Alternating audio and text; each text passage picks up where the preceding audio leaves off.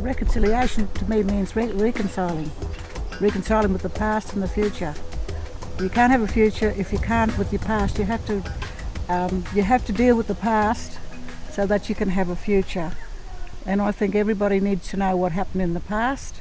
Everybody needs to be able to deal with it, and everybody needs to have respect for each other, no matter what, where you come from and who you are.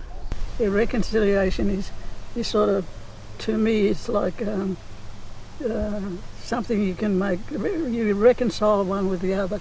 You know, there could have been a wrong, and you make amendments to it, and then when you agree to a policy, you bring it all together and you bring some peace and something anyway. Just reconciling one wrong to the right. That's my idea of reconciliation. You confront the issue and agree on it. When you start being respectful to each other, then maybe we can start being good to each other, being kind. And I think it start at the bottom, but I think that politicians need to be educated. They need to know where people come from, they need to know the past, and they need to be taught in the history books at school so that the kids that are at school, they actually know what's going on. They're starting to now, but when we were young, oh my heavens, it was terrible. It was like we were a different society. Reconciliation means everybody coming together and don't have any caste systems, don't have any highs or lows, and everybody respecting each other and everybody understanding each other.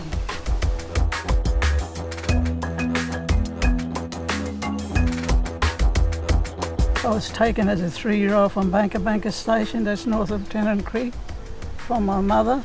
My mum died actually, and 3 days later I was picked up.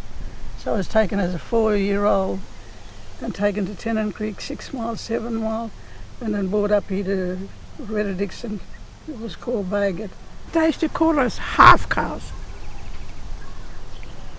and they don't use that term now. But a lot of white people still don't want to listen to our stories. They say, get on with your life. But it's all right for them to talk about their childhood. When we talk about our childhood, which we struggled, they would never understand. We really had a hard time when we were children. And even came to Darwin then, when we were teenagers, the missionaries didn't help it. It was the Chinese people who offered us work. Like I said, we had to find our own work. We had to find our own place to stay. And I got a job at Government House, a housemaid waitress. And that's where it really opened my eyes up to see how things were going with the coloured people. When we was growing up, we mixed in and, you know, everything. We didn't look for a reconciliation. Everybody was, you know what I mean? Yeah, but that's on the island. See, it's not like big town like here or down south anyway. Yeah, there's a lot of work to be done. There's a lot. Yeah, well, them days when I was growing up, we didn't have like drugs and alcohol. Because I grew up on the island, on the mission, you know. Over then, we had to do what we was told to do. So, you know, it was happy. But when I came to Darwin, I did find it hard.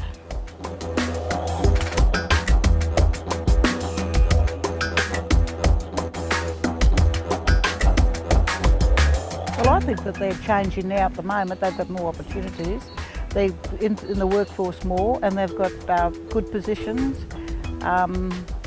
It's all, and they've got a voice. You know, we never spoke. But they have a voice and they can talk, and they've got all these mediums that they can talk through. And a lot of them actually are work in the different mediums, so they can, like NITV, they've got their own TV station. So I think, and they're more aware.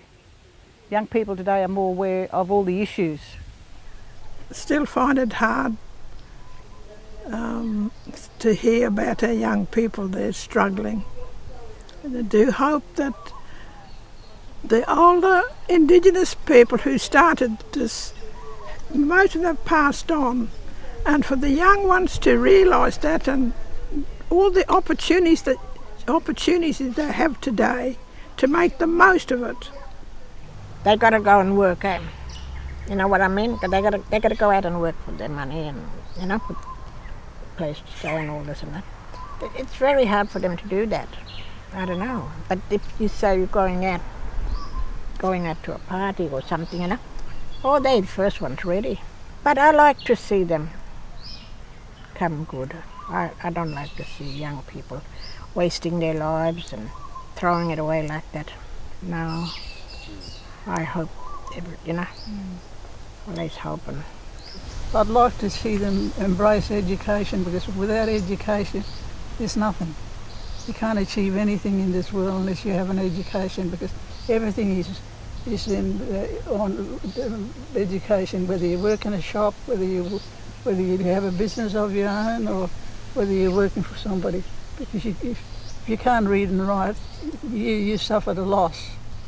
So education is a must for everybody, because we live in this world that without the benefits of that, we're all finished. This is nothing. You can't claim anything. When I say claim anything, you can't achieve anything without education. It is the key to success. I'd like them to be able to do whatever they want to do, to become whatever they want to become, and not to be what people expect them to be. I want them to be free spirits, say what they want to say, be what they want to say, be without being too rambunctious about it. And from speaking for my grandkids and great grandkids, and I want them to have respect. You got to earn it, but a lot of these things you have to earn from the older people, from the older generation. So I'd like to see them become. I know we had it hard, but I'd like to see them become like us, because I think we're pretty damn good people, and I think we're pretty damn good role models.